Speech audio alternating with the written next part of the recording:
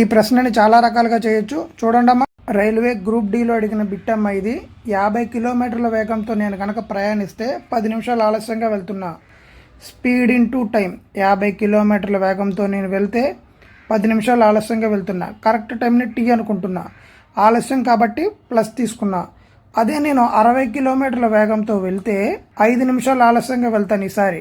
Correct టైంని మళ్ళీ tea అనుకుంటున్నా. ఇది కిలోమీటర్స్లో ఉంది, ఇది మినిట్స్లో ఉంది.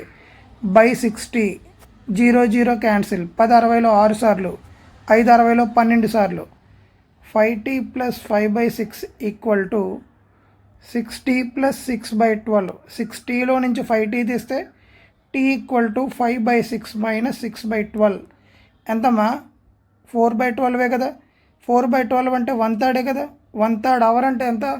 20 minutes. నేను చెప్పే విధానం మీకు నచ్చితే ఒక లైక్ చేయండి. నన్ను ఏమైనా అడగాలనుకుంటే కామెంట్ చేయండి. Thank you.